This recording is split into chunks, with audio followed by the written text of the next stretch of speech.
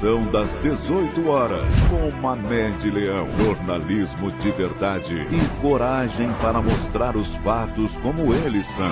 Conexão das 18 horas, com Mamed Leão.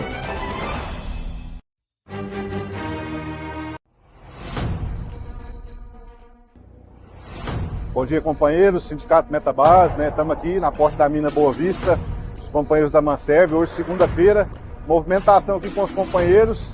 A empresa Manserv, Simac, não depositou o pagamento dos trabalhadores na sexta-feira. O nosso acordo prevê o pagamento no último dia útil de cada mês. A empresa está descumprindo o acordo, segundo a empresa, passa por dificuldades financeiras e não conseguiu o recurso para fazer o pagamento dos trabalhadores. Salário para nós é sagrado, nós estamos aqui, acabamos de aprovar por unanimidade com os trabalhadores, movimento grevista, estamos reunidos em assembleia aqui para deliberar sobre mais assuntos, mas esse é o recado aqui para os trabalhadores. Se a empresa não fizer os pagamentos do salário dos trabalhadores hoje, nós vamos começar o movimento, vamos cruzar os braços, vamos parar as atividades, porque o trabalhador precisa ser respeitado. O Sindicato Metabase não tolera desrespeito ao trabalhador. O trabalhador trabalhou o mês inteiro, na hora de receber o salário, a empresa não depositou. Estamos aqui, os companheiros aprovaram o movimento e nós vamos para cima dessas empresas, na busca daquilo que é o nosso objetivo, manter e ampliar as nossas conquistas.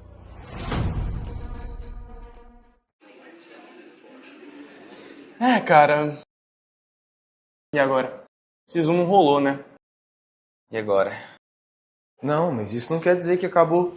Se você também está passando por isso agora, fica tranquilo. Muita gente vive este momento. É isso mesmo, o resultado não define quem é você, só mostra que ainda tem um caminho pela frente. E o mais importante é não parar. Tem vestibular chegando, como o da UFO, que está logo aí. E o Enem 2026 começa a ser construído agora, com preparo e constância. Por isso, a gente escolheu o pré-vestibular Veratis. Aqui você tem acompanhamento, apoio, revisão e aquele empurrãozinho que faz a diferença nos dias difíceis. É preparação de verdade para quem quer chegar confiante nos próximos vestibulares. Se não foi agora, tudo bem, o jogo ainda não acabou. E sua aprovação começa aqui.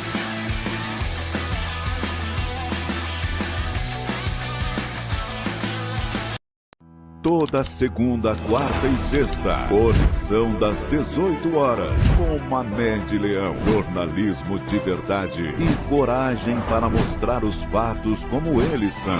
Conexão das 18 horas, com Mamed Leão.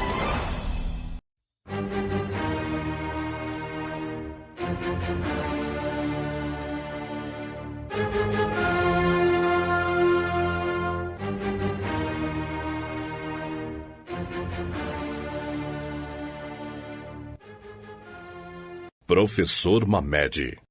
Olá, boa noite, tudo bem? Sextou, gente. Hoje é sexta-feira, 27 de março de 2026. O século é o 21. Já está no ar o Conexão das 18 horas. São 18 horas e 3 minutos. 18 e 3, aqui é em ponto, né? Esses 3 minutos é o desconto aí das vinhetas, dos nossos comerciais, dos nossos apoiadores, porque o nosso compromisso é às 18 horas. Você já sabe, jornalismo com opinião, livre e independente. Aqui você fala, aqui você tem vez, aqui você tem voz. Pode entrar em contato conosco, pode comentar, compartilhar, pode também se inscrever no nosso canal. Estamos ao vivo pelo canal do YouTube, canal M, @Mamed Leão. Se inscreva, acione o sininho, que a hora que a gente entra no ar, você fica sabendo. O nosso compromisso é 3 vezes por semana, segunda, quarta e sexta-feira, das 18 às 19 horas. Sempre a gente está trazendo um entrevistado. Eu falo que eu não faço entrevista, a gente bate aquele papo e a gente traz especialistas, né, de vários assuntos para conversar conosco. Já vai falar conosco o professor doutor Marcos Victor Almeida Martins. Ele é professor do IF Goiano, Campus Catalão, e ele é pesquisador da área de Química de Nanomateriais. Eu vou deixar para ele explicar para nós direitinho o que é isso, e para falar aí de coisa importante, que é contaminação da água, contaminação do meio ambiente. Você já ouviu falar no glifosato, que é um herbicida, né, mais utilizado no Brasil, mais utilizado no mundo.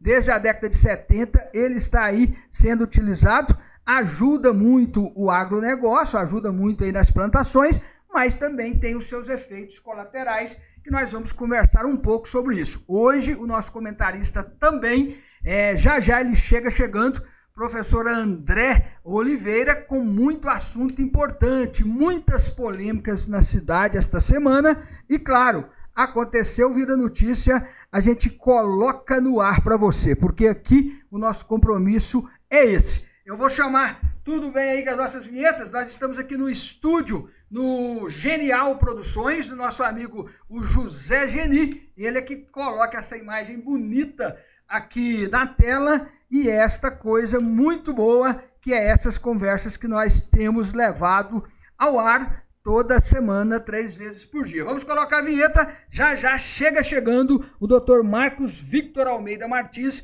professor do IF Goiano. Vamos para nossa vinheta.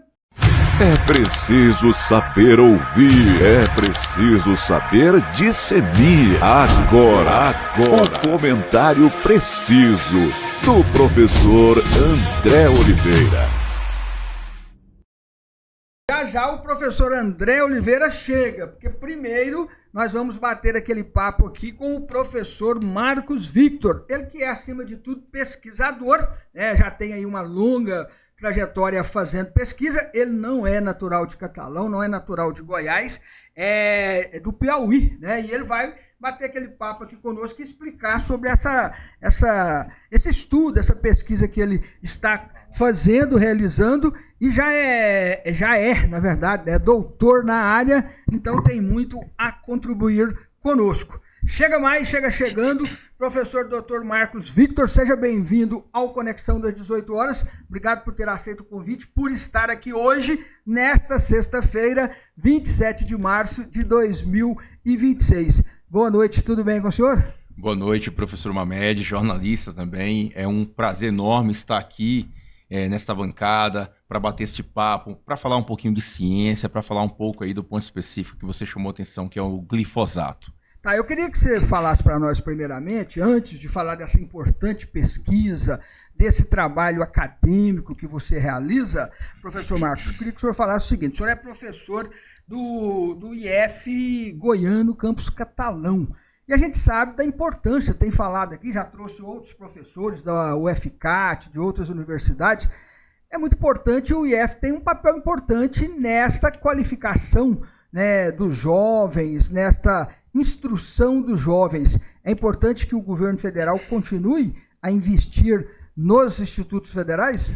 Muito bem, professor. Você traz uma fala de destaque, de importância, porque a criação dos institutos federais, ela teve um viés de trazer uma educação de qualidade do ponto de vista de ensino público de qualidade e no âmbito da esfera federal para o interior. Quando a gente pensa em educação em universidades, a gente encontra essas instituições nas capitais, mas nos interiores. A gente precisa fixar a mão de obra qualificada e preparada para atuar no mercado de trabalho. Os institutos federais estão aí para cumprir esse papel. E é importante que dá acesso às pessoas, principalmente aos filhos dos trabalhadores, e que eles tenham esse acesso tanto ao ensino médio como à universidade e que possam escolher um bom curso. Governo, sociedade precisa estar alinhado para isso. É extremamente importante a gente entender que uma educação de qualidade ela tem que chegar para aquele público que não tem condição de levar o estudante para um grande centro, como por exemplo São Paulo, né, ou capital Goiânia. Então, nos interiores a gente está ali com a mão de obra para poder enviar para o mercado de trabalho uma mão de obra preparada, qualificada, e os institutos federais cumprem esse papel muito bem. Muito bem, é o Conexão das 18 horas, estamos aqui batendo esse papo já com o professor Marcos Victor, isso é importante, e vamos trazer informação nova. Você sabe o que é o glifosato?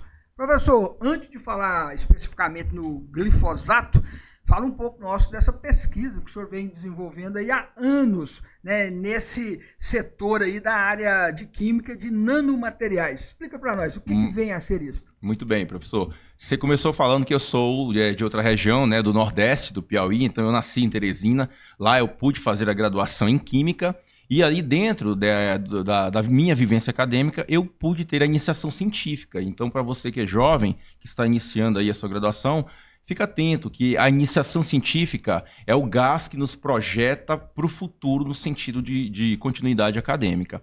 Então lá eu já tive contato com síntese de materiais, com laboratório, com vidrarias, com aquele fascínio, Mamed, que todo jovem, ao ter em contato com ciências, seja ela química, física, biologia, fica maravilhado. Então eu me graduei em Teresina, fui para São Paulo, para Santo André, onde eu pude fazer o mestrado e o doutorado na área de química de materiais, especificamente em nanociências e materiais avançados. Então eu fiz uma especialização de 2 e 4 anos, né, somando 6 em mestrado e doutorado, para produzir materiais onde eu consiga gerar novas propriedades. E quando a gente fala, Mamed, em novas propriedades, a gente entra no mundo da nanociência e da nanotecnologia.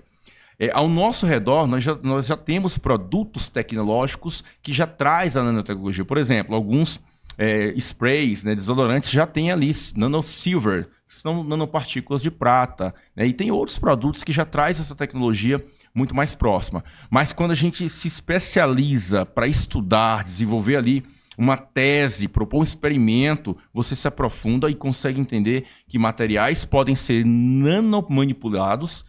Esta é a expressão nanomanipulação, onde você consegue construir átomo a átomo uma molécula. E essa capacidade de você nanomanipulizar os átomos cria novas propriedades comparado com aquele material ali que ele não tem um tamanho nanométrico. E o que é um nanômetro? O que é a nanociência? É o estudo, portanto, das propriedades dos materiais, que uma das suas dimensões enquadra-se dentro do nanômetro. É como se você pegasse um bloco de 1 metro quadrado, Mamed, essa é a forma mais didática que eu posso passar para o seu telespectador, e subdividisse em 1 bilhão de partes iguais. A bilionésima parte do metro seria, portanto, uma nanopartícula, por exemplo, de ouro, de prata e assim por diante. Quando o senhor está em sala de aula, o senhor fala isso para os alunos, ótimo. Eles compreendem, professor? Muito bem. A gente, Mamed, aí é uma questão que me toca muito.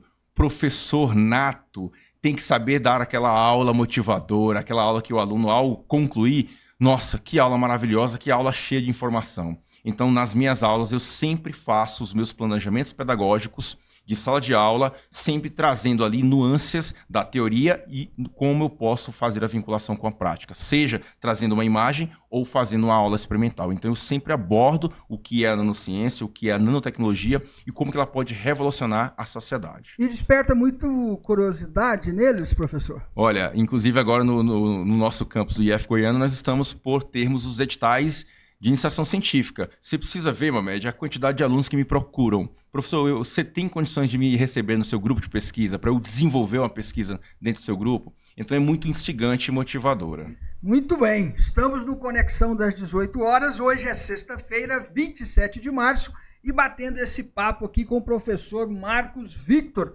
ele que é professor do IF Goiano, campus Catalão. Professor, falar de glifosato. Desde a década de 70 do século passado, né, dos anos de 1970, esse produto vem causando muito, né? Muitos defendem, outros criticam, os ambientalistas falam que esse é um dos grandes problemas para poluir aí o nosso meio ambiente e as nossas águas.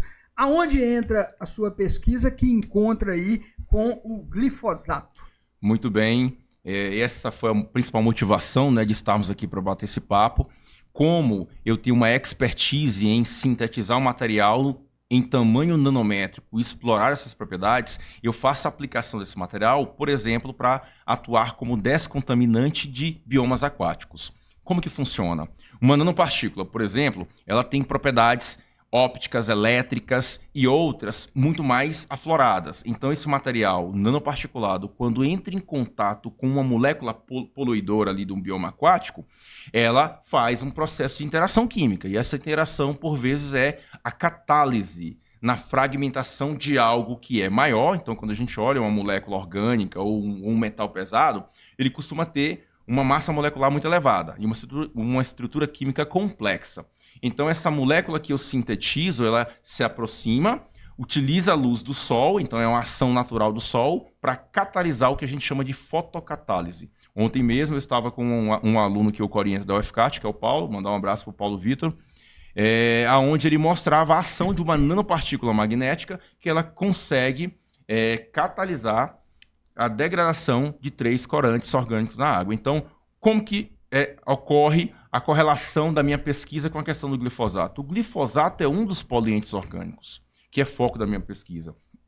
Eu estou com amostras do glifosato e já iniciei os testes em laboratório de várias nanopartículas. E eu estou, então, no momento de fazer a aplicação e de verificar se os materiais que eu sintetizei junto com os meus alunos têm capacidade de pegar o glifosato, que é uma molécula de alta massa molecular, ali em torno de 170 gramas por mol, e essa minha nanopartícula consegue, a grosso modo, fragmentar em pedaços pequenos. A natureza consegue absorver e não passar nas escalas que vão absorver e causar modificações, por exemplo, genéticas. Na opinião do senhor, que é um pesquisador, né, extremamente conhecedor do tema, o governo se preocupa com isso? Ele dá as devidas atenções para esse problema, professor? Mamed, e aí, antes de responder a sua pergunta, só um pouquinho do histórico para contextualizar você que está nos acompanhando.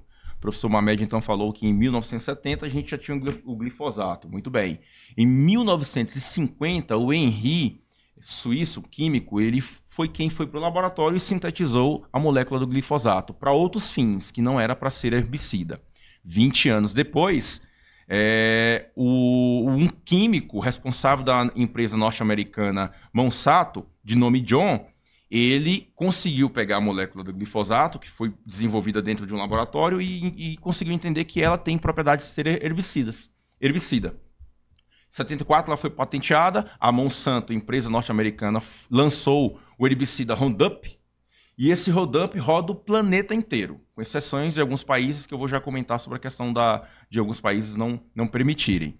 Então, olhando para o Brasil, nós temos a Anvisa, que é o principal órgão que faz a fiscalização, o monitoramento e a regulamentação. Então, a gente tem um órgão que trata, sim, sobre isso. Em 2015, e aí entrando já num ponto específico, Mohamed, a Anvisa abriu um protocolo de verificação se liberava ou não o glifosato no setor agrícola. Para você me entender, o que é o glifosato? O glifosato é uma substância química sintética que ele, ao ser incorporado dentro da fisiologia do vegetal, ele vai inibir uma enzima, que é a fosfatase. O nome dessa enzima é 5-enol-piruvil-chiquimato 3-fosfato sintase. A gente chama, resumidamente, de pertencente à classe das fosfatase. O glifosato, então, entra no sistema fisiológico do vegetal e aí são de todos, não é seletivo. E ele bloqueia essa enzima. O que essa enzima faz? Ela fica impedida de sintetizar 3 aminoácidos essenciais. Triptofano, a tirosina e a fenilalanina. Fenilalanina, triptofano e tirosina, certo? Então, esses 3 aminoácidos essenciais, eles são aromáticos e são os responsáveis pelo crescimento e desenvolvimento do vegetal. Se a enzima foi bloqueada pelo glifosato e ela não consegue produzir esses aminoácidos, a planta morre em dias. Esta é a ação, portanto, para você entender que está nos acompanhando, do glifosato. Pulverizou o glifosato, o vegetal morre. O que a Monsanto fez? Utilizou inovação tecnológica lá em 74 e foi um boom, Mohamed, para todos nós, que foi o surgimento dos grãos transgênicos. O que são os grãos transgênicos ou a soja transgênica? Que é o que o Brasil, em 2024, ultrapassou a produção dos Estados Unidos. A própria Monsanto, entendendo a mecanística de inibição dessa enzima que eu mencionei agora há pouco, achou interessante de modificar a genética, certo, do vegetal. Do grão, da soja, do milho e do algodão, foram os 3 precursores. Então, o glifosato, ao entrar em contato aqui com esses grãos modificados geneticamente, transmutados, daí a expressão sementes transgênicas, é inerte, não sofre ação. Então, vamos imaginar, aqui, a gramínea, a planta da soja desponta, cresce, solta aquele pêndulo bonito e qualquer outro tipo de praga não desenvolve porque o glifosato está atuando. Bom, então, desta questão cronológica do surgimento do herbicida Roundup constituído de glifosato, nós temos vários embrólios. Não é uma coisa nova, Mohamed, que eu estou trazendo aqui, mas na verdade é um novo capítulo. Qual é? Dezembro do ano passado, em 2025, nós tivemos algo muito preocupante na comunidade científica. E é por isso que é importante esta minha fala para você, que não é da minha comunidade, que não faz parte de uma vivência acadêmica. A revista Regulatory Toxicology and Pharmacology despublicou, Mamed, o principal artigo que foi publicado em 2020, que esse artigo, por exemplo, ele era citado assim pela nossa Anvisa. Pessoal, pode utilizar o glifosato, porque nós temos uma evidência elucidativa científica que mostra que o glifosato não gera início de processos carcinogênicos, ou seja, tumores, benignos ou malignos. Então, o planeta inteiro começou a usar esse artigo para poder liberar o uso do glifosato. Esse é o principal embrólio. Tá, só para a gente entender então, e os nossos ouvintes, teleouvintes, entender bem. Existia um artigo científico que pregava pelo uso. E ali, cientificamente, era descrito por quê. De repente, ele foi despublicado, trocando isso em miúdos. Tirou de lá e falou, tem nada disso. Não vamos investir nisso aqui não, que pode ser um problema. Aí eu pergunto para o senhor, quer dizer que esse uso do glifosato, e aí as pessoas vão pensar assim, vai lá e joga ele no produto, na soja. Aí vem, por exemplo, a chuva e pode levar isso lá para o lençol freático. Pode levar lá para um rio, pode contaminar. Seria esse o perigo, professor? É um dos perigos? É um dos perigos. Quando a gente fala de exposição laboral, exposição de quem está ali no setor agrícola, esse é o mais preocupante, né? Quem está ali naquela plantação diariamente, precisando pulverizar, esse é o mais preocupante. Esse que você mencionou, são os desdobramentos de toda uma escala de onde ocorre o processo de lixiviação. A chuva cai, lava, entra nos rios ou no lençol freático e vai se arrastando por onde tem comunidades. E nesse ponto, eu trago uma evidência aqui de um artigo científico, e aí é sempre bem importante a gente falar, Mamed, sempre pautado na ciência, né? A gente passou aí alguns anos, infelizmente, tendo a ciência sendo negada, mas a ciência está aí para nos ajudar. Um artigo agora de 2026, de uma revista da área, fez um estudo, e aí em resumo, para você entender. Olha que estudo maravilhoso.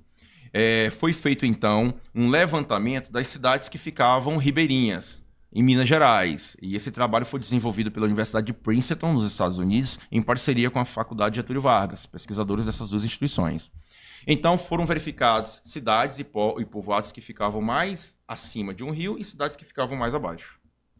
Os índices de adoecimento, sejam vinculados a carcinomas ou não, 128, o artigo concluiu, 128% mais aflorado aonde o rio leva para a parte mais baixa do seu leito, onde o agrotóxico para lá, o glifosato. E nas partes superiores, estatisticamente, são índices que são aceitáveis para uma cidade convencional.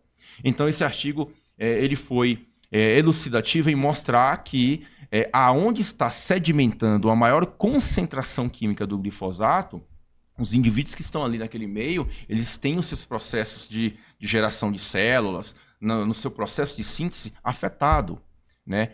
Sejam tumores malignos ou benignos, sejam processos carcinogênicos ou não.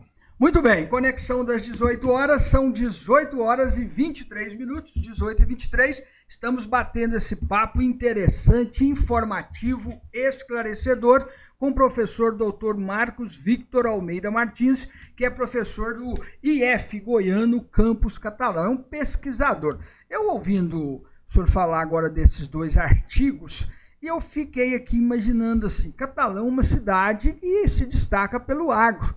O estado de Goiás tem algumas cidades que se destacam pelo agro. E Catalão também se destaca pelo número de casos de câncer, né? Eu pergunto para o senhor, é claro que a gente não vai fazer afirmação alarmante aqui, e nem esse é o nosso objetivo. É por isso que eu costumo dizer, professor, que a gente traz especialistas. Então, um dos diferenciais do Conexão das 18 é que a gente traz cada especialista de cada área para falar sobre o tema. E o senhor é um especialista aí nessa área da química e um estudioso, um pesquisador. Aproveito para parabenizá-lo pelo trabalho extremamente importante quando você vê alguém, inclusive de um instituto público, né, que é bancado pelo nosso dinheiro, fazendo um trabalho desse, devolvendo à sociedade esse resultado. Mas eu queria perguntar para o senhor, em cima de Catalão, pode ter alguma relação o número de casos de câncer com o uso deste, por exemplo, herbicida ou de outros? Professor, eu já... Sem querer claro.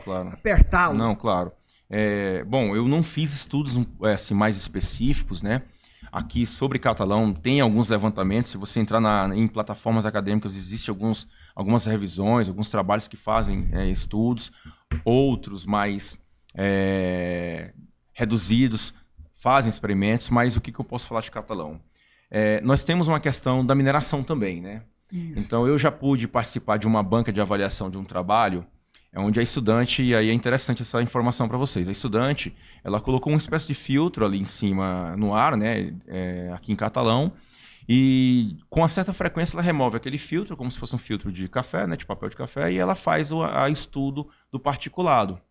Então ela está avaliando a qualidade do ar que a gente respira em Catalão. E eu pude então ver os resultados dela maravilhosos, no sentido de trazer uma informação que eu fiquei um pouco preocupado. Índices de alguns metais muito acima do que é permitido para a gente inalar. Então, quando eu olho assim para a questão de Catalão, eu fico um pouco mais propenso para fazer uma análise estatística, uma análise química, um pouco mais voltado para a nossa principal atividade aqui, que é a mineração, certo? Claro que o setor agrícola também é muito forte, pode somar. Então, aqui em Catalão, a gente pode estar tendo até assim uma questão de somatória de duas frentes, mineração e agricultura, por ação da questão do glifosato. Mas eu quero deixar claro, é necessário fazer um estudo mais avançado, como esse que eu citei, para termos evidências, resultados que possam comprovar isso. E um estudo desse que o senhor cita, desta pesquisadora também, que bota ali todo um aparelho, um equipamento para medir, na verdade, a qualidade do ar, quais as partículas, ele precisa ser valorizado, né, professor? Porque ele pode trazer resultados que podem, de certa forma, nos tranquilizar, mas que também pode trazer problemas que precisam ser analisados aí pelo poder público. Como é que o senhor vê o poder público, na sua opinião? Ele tem se preocupado com isso ou não? Muito bem, Mohamed. Aí é importante aqui, diante dessa provocação sua sobre a questão do poder público, eu fazer uma fala aqui no sentido de, Marcos, mas qual que é o seu objetivo aqui sobre a questão da mineração e a questão do glifosato? Fazer com que esses setores deixem de gerar renda para a gente? Não. Eu estou aqui para trazer a preocupação como conhecedor da substância química, das consequências, mas para propor soluções. Se o glifosato, comprovadamente com esses artigos que eu estou aqui, e aí quem tiver interesse, basta me procurar nas redes sociais, né, para que eu possa fazer uma fala um pouco mais específica. Eu ia até fazer essa pergunta, desculpa te interromper, já interrompendo.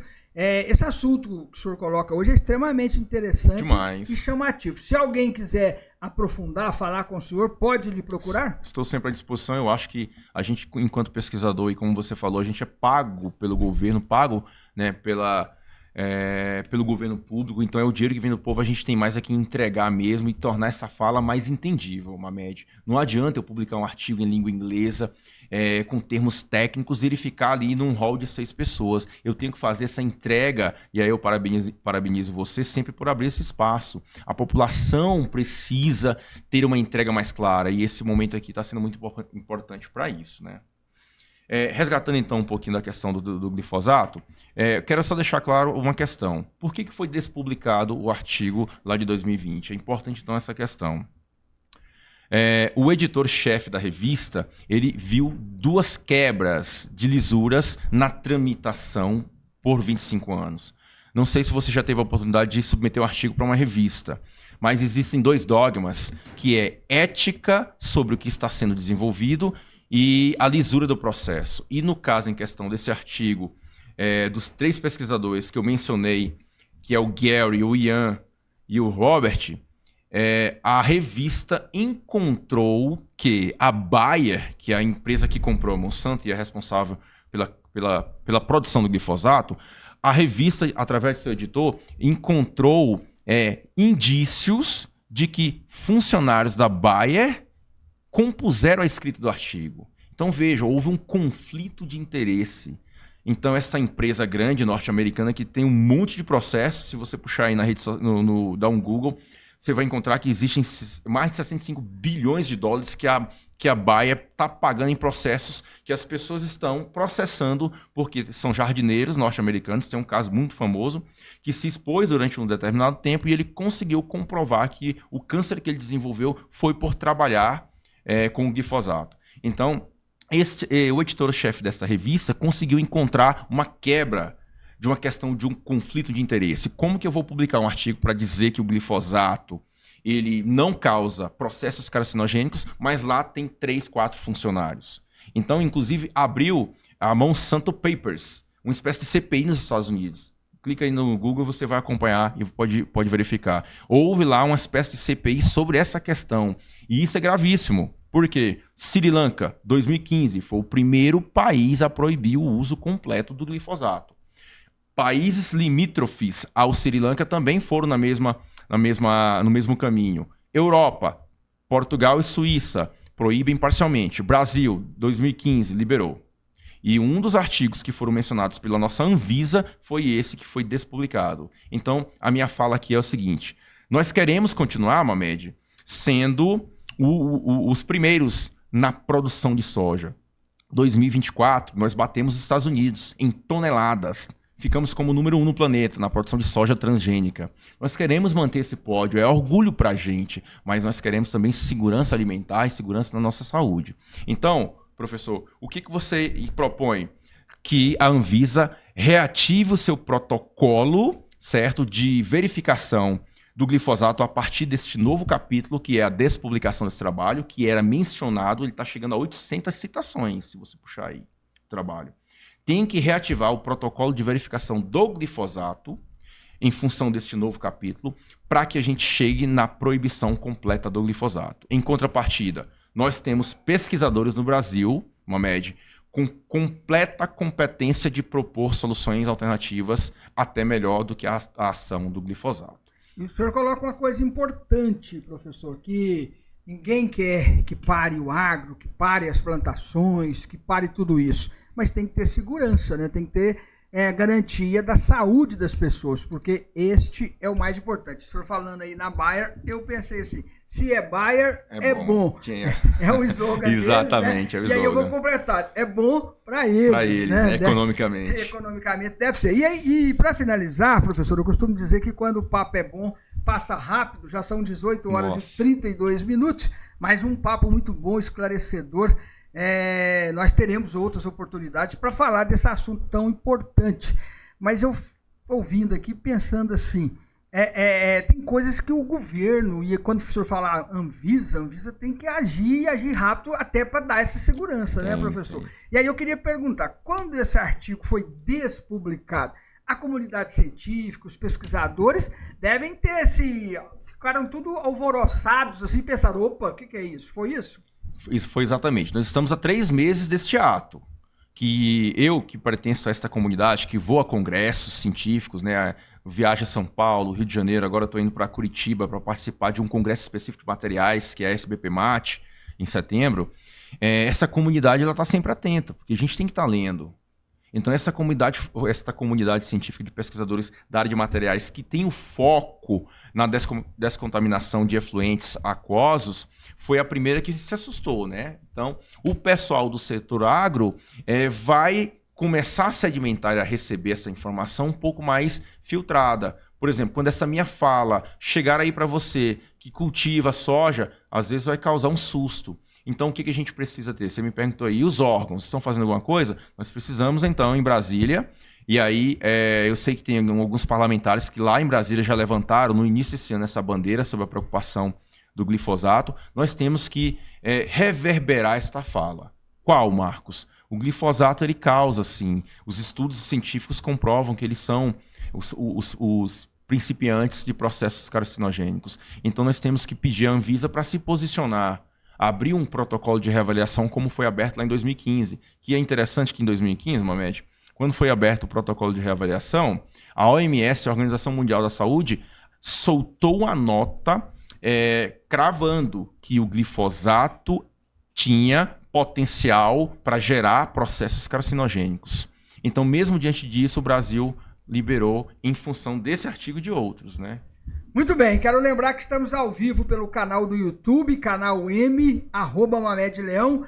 Compartilhe, comente, faça lá o seu cadastro, nos siga no canal do YouTube, porque assim a gente vai chegar com um papo importante desse cada vez mais longe. Professor Marcos, eu quero te agradecer por ter aceito o convite e lembrando aqui que o diretor-geral da Anvisa é filho de um catalano, né? De um catalano, é alguém que a gente pode inclusive tentar falar com ele e tentar marcar um bate-papo com ele. Eu quero te agradecer e deixar à vontade para suas considerações finais.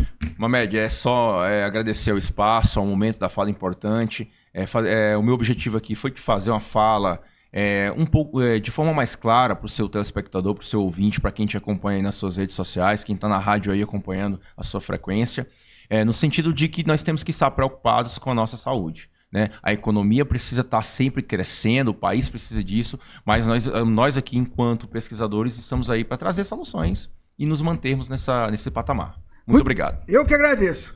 Fique ligado, é rapidinho, nós vamos colocar a vinheta. O nosso comentarista, o André Oliveira, já chegando e ele vai vir aqui fazer aqueles comentários precisos agora. Fique ligado. É preciso saber ouvir, é preciso saber discernir. Agora, o comentário preciso do professor André Oliveira. São das 18 horas, são 18 horas e 36 minutos. Estamos ao vivo em cores, hoje, sexta-feira, 27 de março de 2026. O século é o 21. Professor André Oliveira, o nosso comentarista, esse sabe o que fala, faz aquele comentário preciso, está aqui novamente. Seja bem-vindo. Boa noite, André Oliveira. Boa noite, professor Mamed. Boa noite a todos que nos acompanham. É sempre um prazer estar aqui para a gente bater esse papo bacana, descontraído, sobre os vários temas, né, importantes da nossa Catalão, do nosso estado, do nosso país. Professor, e essa semana foi muito tenso em Catalão. Nós já falamos alguns assuntos, mas rapidamente eu gostaria que o senhor abordasse. Eu queria começar com o problema dessa denúncia aí de estupro envolvendo um blogueiro, funcionário de um blog, funcionário da Santa Casa de Catalão. A notícia de repente ficou parada, saiu e agora está todo mundo comentando sobre isso.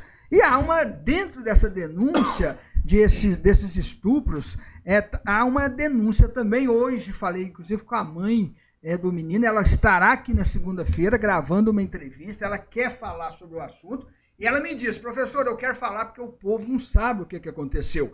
O povo não sabe que, além do meu filho ter sido abusado, o meu filho era ameaçado várias vezes. Ele sofria ameaças, por isso que uma criança daquela aceitava. E ela está indignada com a igreja e com o pastor. E ela me falou, André Oliveira, ela falou, o que o pastor fez, o que a igreja fez, foi tirar nós da igreja, foi condenar, na verdade, o meu filho, que é vítima, e não deu nenhum apoio psicológico, moral. Como é que o senhor vê esse envolvimento de uma vítima dizer que o pastor falou, não, vamos resolver entre nós isso aqui? Como é que o senhor analisa isso? Mamed, eu já falei sobre isso, inclusive nas minhas redes sociais também, além de ter mencionado isso aqui no seu programa. E é algo lamentável. Primeiro, o fato em si, né? O que é mais grave de tudo isso é o fato em si, né? Nós não podemos pegar outras situações e colocar como se fossem mais graves. Não. Os crimes sexuais são gravíssimos. Esse é um fato que nós precisamos repudiar e que a polícia precisa apurar. Esse rapaz era um rapaz conhecido em Catalão, era um rapaz que estava sempre nas redes sociais e era conhecido de todos. E, segundo as vítimas, isso eu ouvi das vítimas na reportagem, e segunda-feira a mãe dessa vítima vai poder esclarecer melhor essa situação. Você vai ter a oportunidade de perguntar a ela sobre isso, mas segundo as vítimas, esse acusado de cometer esses crimes sexuais era membro da igreja, ocupava um cargo de liderança, não era o líder máximo ali do grupo de jovens, mas tinha um cargo de liderança, não é? Então, e ele aproveitou desse cargo para se aproximar das pessoas, que é o modus operandi, normalmente, desses criminosos sexuais. Eles frequentam um determinado ambiente e aproveitam da relação que possuem com as vítimas para cometer esses crimes, né? Aí, olha só, e o que aconteceu? O que essas vítimas disseram? Quando os pais, os familiares descobriram, e aí por que eles vão procurar o pastor? Por uma questão óbvia. Eles eram membros da igreja, né? Você busca o pastor para quê? O seu líder espiritual, a pessoa que você confia. Você busca por um aconselhamento. E isso é normal. Isso é tanto na igreja evangélica, na igreja católica, as pessoas procuram o padre, enfim, todas as religiões têm os seus líderes e as pessoas confiam para procurar. E ele assediou essas vítimas na igreja. Então, é normal chegar ali. Então, e aí, o que o pastor fez? Segundo as vítimas, né? Muita gente fala, vocês estão julgando? Não. O que nós estamos falando aqui é segundo as vítimas. Inclusive, a polícia está no depoimento. Está no depoimento. A polícia que vai apurar, a polícia que vai constatar se é verdade ou não. É um depoimento das vítimas. Segundo as vítimas, ao procurar o pastor, o que ele fez? Colocou panos quentes. Não, deixa quieto, deixa isso aqui, vamos resolver aqui na igreja. Quer dizer, qual que é o papel que ele deveria ter feito? Ele deveria, como líder, aconselhar essas pessoas a procurar a polícia. Porque crime, Mamed, é coisa de polícia. É polícia que investiga, você precisa denunciar. Então o pastor deveria ter feito isso. Olha, eu vou afastar esse membro da igreja, poderia até ser um afastamento preventivo, e vocês vão na polícia e denunciem. Aí olha só, além de não ter denunciado, não ter feito isso, agora recentemente nós vimos um vídeo, não é o pastor da época, a informação que eu tenho, não é o pastor que era o líder da época, mas ele coloca a situação como se fosse uma perseguição à igreja, como se fosse uma perseguição do povo de Deus. Aí ele fala em fariseus, aí ele fala em não sei mais o quê, aí ele fala no inimigo perseguindo. Não, não é nada disso. Todos nós reconhecemos o papel da igreja, importante. Para além da questão espiritual, Mamed, muitas igrejas têm um trabalho social importante, nós temos que reconhecer isso, nós temos que defender a liberdade das pessoas manifestarem a sua fé do jeito que quiserem, tá? Liberdade de culto. Inclusive, muita gente dizia que nesse governo as igrejas seriam fechadas, e isso não aconteceu, né? Então, isso precisa ficar bem claro. O que nós estamos falando não é isso. O que nós estamos falando é do comportamento de um líder religioso ao tomar conhecimento de que um crime estava acontecendo debaixo do seu nariz. Então, onde é que está a perseguição nisso? Quer dizer, então, assim, a população deveria ficar calada e ninguém deveria questionar, cobrar? Aí não seria perseguição? Ora. E tem um detalhe, né, André Oliveira? O pastor, a igreja não são vítimas. Vítima, na verdade, é as pessoas que foram abusadas, né? Então, assim, a igreja, ela não pode se dar de vítima, porque vítima são esses jovens, essas crianças, né? Exatamente. O pastor não é vítima e a igreja não é vítima. Não é possível que haja essa inversão de valores, não. As vítimas estão denunciando, estão aparecendo, me parece que já 8 apareceram, não sei se tem mais. Normalmente, nesse tipo de crime, quando uma pessoa denuncia, as outras tomam coragem e também fazem a denúncia. É importante que isso aconteça, é importante que todas as pessoas possam denunciar. Agora, a igreja não é vítima. O que nós estamos questionando é a postura desse líder religioso, que tomou conhecimento de um crime e não fez nada.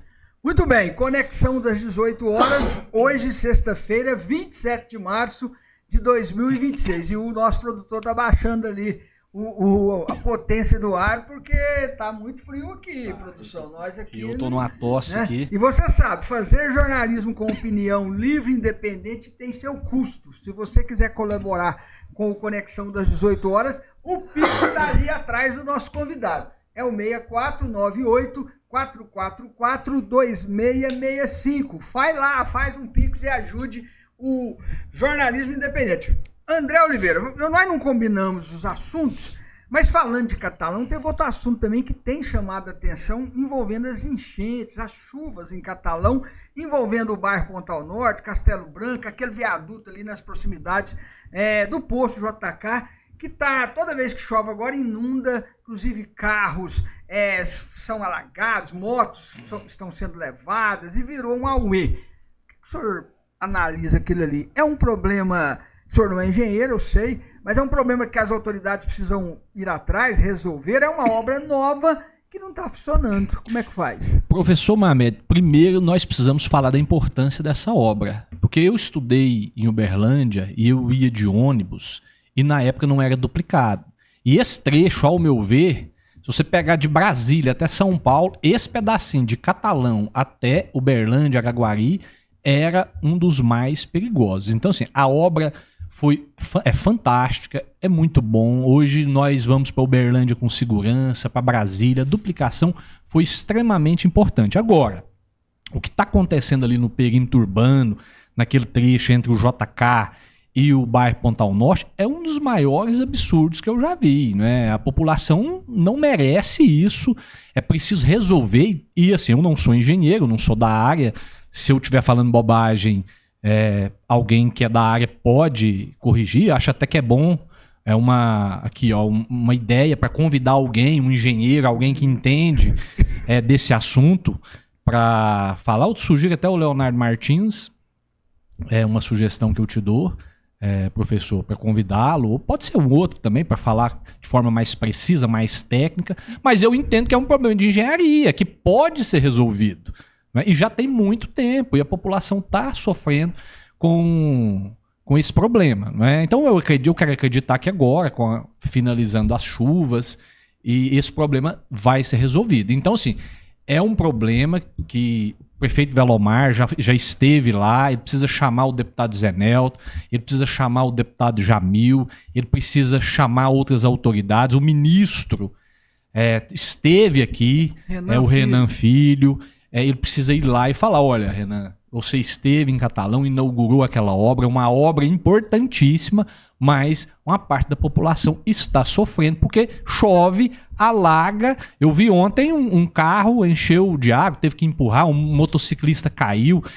Graças a Deus não teve nenhuma vítima fatal, né? Graças a Deus. Então nós não podemos esperar que isso aconteça. Então as nossas autoridades, os nossos representantes, os nossos vereadores, o prefeito Velomar, o deputado Zé Nelto, deputado Jamil, deputado Gustavo, enfim, todas as autoridades, todos os nossos representantes precisam, né, buscar a solução para esse problema. Que eu não sou engenheiro e perto de uma obra dessa envergadura, da duplicação de todo esse trecho, eu quero acreditar que é uma coisa pequena de se resolver, né, professor? E o senhor fez um recorte muito importante, eu quero fazer outro. O senhor fez um recorte, o seguinte, da importância da obra. Essa obra é importante, necessária, era preciso. Então, assim, tem que parabenizar por ter feito a obra. Agora, não pode, e aí é outro recorte, deixar do jeito que está, porque ainda não teve mortes, mas do jeito que está ainda, é claro que, infelizmente, se não resolver logo, vai ter. E aí eu quero fazer o seguinte recorte.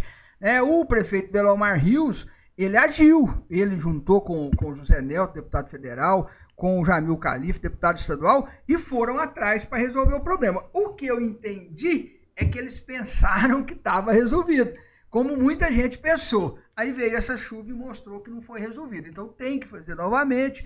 Você lembrou aí que o ministro Renan Filho, que na minha opinião é um dos excelentes ministros que tem atuado muito, né, em prol de muitas infraestruturas necessárias no Brasil, e uma dessas foi essa. Então, assim, vamos cobrar isso. É necessário que as autoridades não deixem, não aceitem do jeito que está. E, claro, não pode arriscar acontecer alguma coisa. Exatamente. Eu me lembro que o prefeito Velomar e vereadores, acho que o deputado Zé Nelto estava nesse dia, reuniu ali com representantes da empresa, com engenheiros, mas o problema não resolveu, né? Então, se o problema não resolveu, a gente precisa ir atrás e resolver definitivamente esse problema antes que aconteça uma tragédia, e é algo que ninguém de nós quer. Muito bem, conexão das 18 horas com o nosso comentarista, o André Oliveira. Esse sabe o que fala, esse comentário preciso dentro dos fatos. Eu quero lembrar, estamos ao vivo pelo canal do YouTube, canal M, @MamedLeão. Curta a nossa página, compartilhe, comente, você pode criticar, pode discordar. E o André Oliveira, ele fez uma uma proposta que deu uma ideia que já está aceita. Nós vamos convidar, sim, o Leonardo Martins, que é engenheiro. Inclusive, ele fez uma postagem, eu lembro, num dos problemas desta obra, onde ele escreveu lá, 17 anos, se eu não me engano, ou 20 e poucos anos como engenheiro, e ele falou, eu sei o que está acontecendo. Então, nós vamos convidar o Leonardo Martins, se alguém estiver assistindo, que tiver o contato dele, se ele estiver assistindo, nós vamos fazer o convite para semana que vem ele vir aqui falar sobre essa obra, porque é importante a gente esclarecer sobre isso e, como sempre, a gente traz pessoas que são das áreas, que são estudiosas, que conhecem o assunto. Professor André Oliveira, mais um assunto que está aí na ordem do dia em Catalão. O senhor já falou sobre isso também, mas nós tivemos uma novidade ontem, né? Ontem, quinta-feira,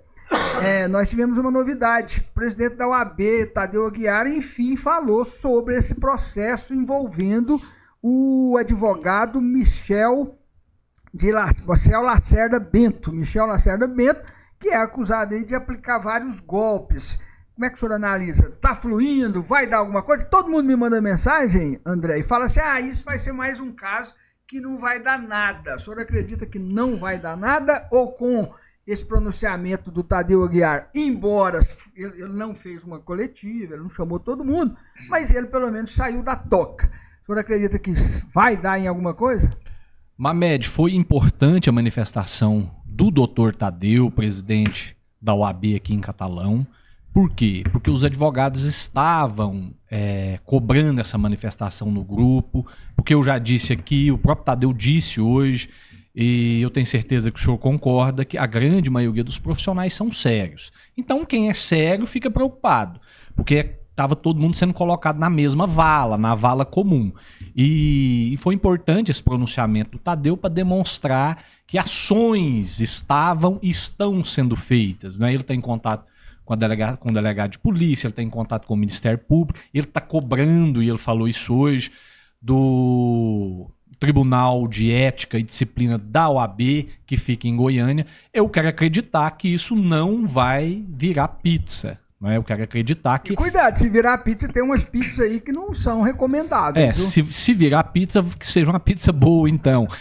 Mas o nosso objetivo é que isso não vire pizza, que tudo seja apurado e que, se for comprovado que ele realmente cometeu esses golpes, e as denúncias são muitas e são graves, ele possa sofrer as penalidades, tanto do ponto de vista administrativo, junto à OAB, como do ponto de vista civil e criminal.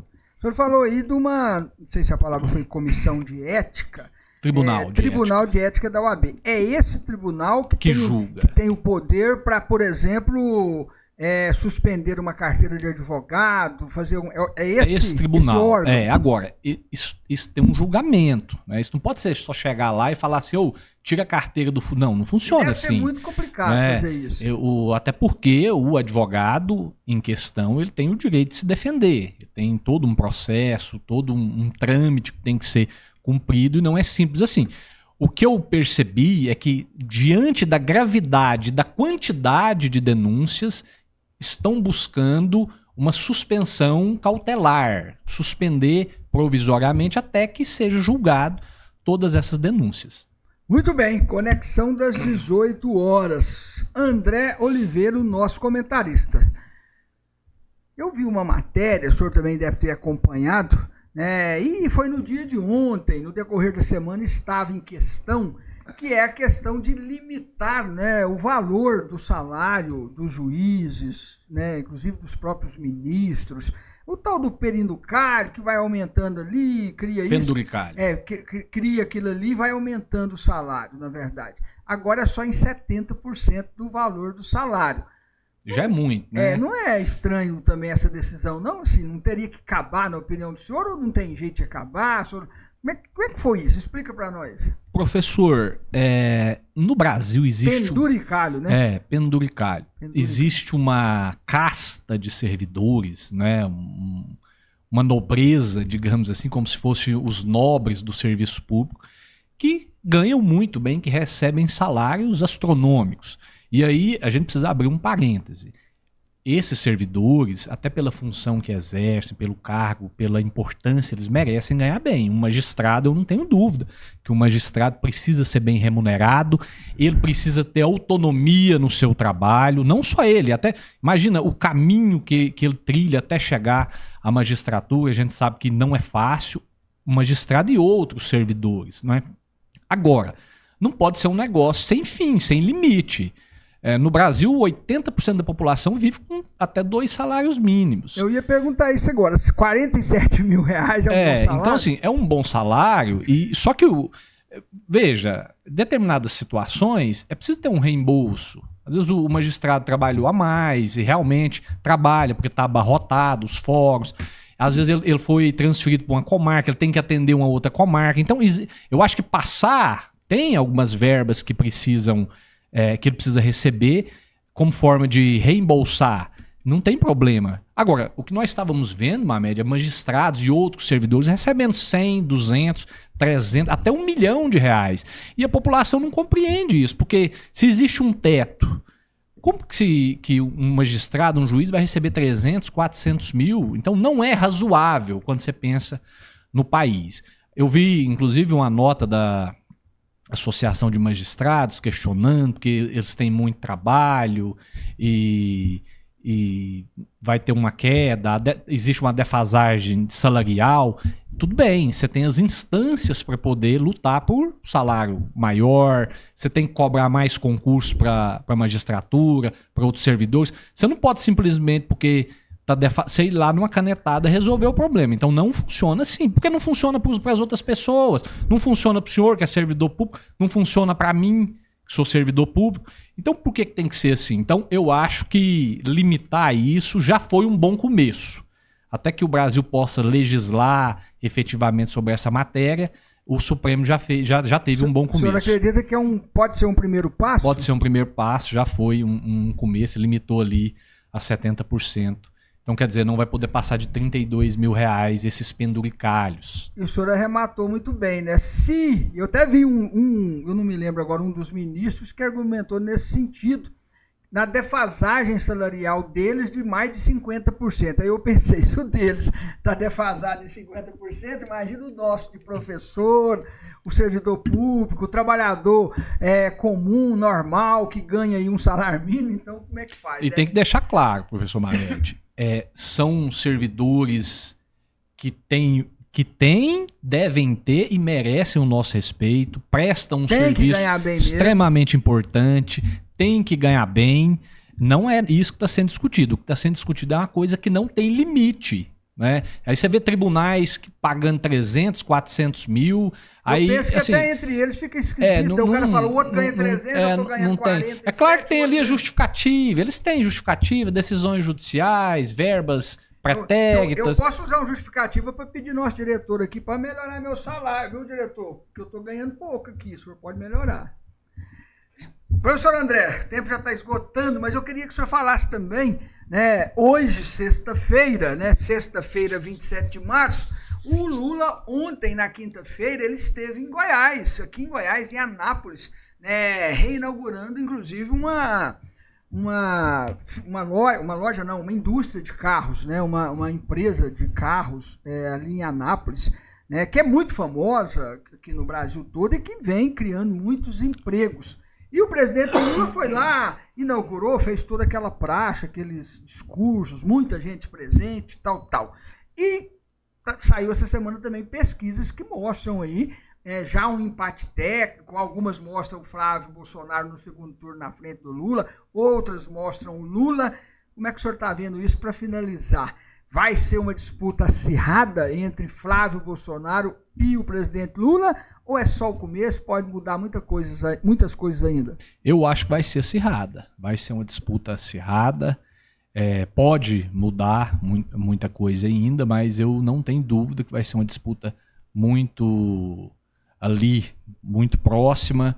O Brasil está muito dividido, a gente percebe isso nas redes sociais, a gente percebe isso na casa da gente, na família da gente.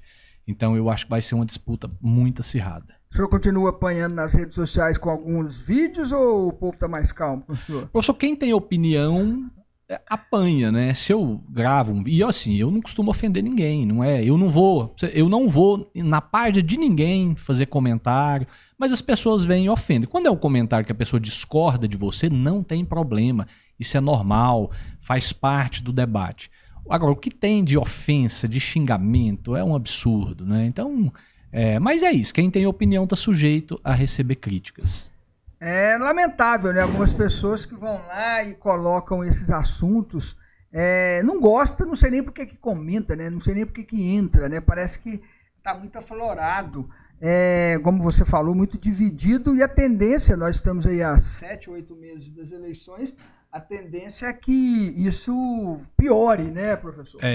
Exatamente. Na medida que for afunilando, que as candidaturas forem sendo definidas, existe agora um prazo para que muitas pessoas que ocupam cargos possam sair, deixar os cargos. Isso vai só afunilando. De agora para frente é só discussão política e vai afunilar e vai ser uma guerra nas redes sociais. Eu espero que não haja violência, não haja morte, que não aconteça isso. Nós já vimos esse filme, então pode debater, pode até xingar, mas não pode partir para violência. Pode xingar, mas xingando com respeito. Muito bem, são 19 horas em ponto. 19 horas em ponto, sextou, e nós vamos finalizando o nosso programa. André Oliveira, obrigado por mais uma vez ter dedicado o seu tempo, ter participado aqui conosco, trazendo esses comentários importantes. Se eu ouço, eu quero até trazer aqui ao vivo essa informação, as pessoas falam assim, o seu time de comentarista está excelente, o programa está excelente, e a gente acha bom. Parabéns, agradeço o senhor pela colaboração e parabéns pelos comentários. Vamos embora? Vamos embora. Eu que te agradeço pelo convite, pela confiança e por esse debate, que é sempre bom. Até a próxima. Até a próxima segunda-feira, gente. Nós vamos trazer aqui a mãe de um dos jovens aí que está dizendo que foi violentado, que foi estuprado, e ela quer falar, inclusive, sobre esse problema da igreja não ter ajudado. E nós vamos trazer também algumas pessoas que são vítimas, foram vítimas, afirmam, tem documento, tem tudo, do advogado Michel. Segunda-feira o programa promete. Obrigado, José Genial Produções. Mais uma vez, show de bola esse programa. Segunda-feira, 18 horas em ponto. Espero você. Vamos embora. Até mais. Toda segunda, quarta e sexta, conexão das 18 horas, com Mamed Leão. Jornalismo de verdade e coragem para mostrar os fatos como eles são. Conexão das 18 horas, com Mamed Leão.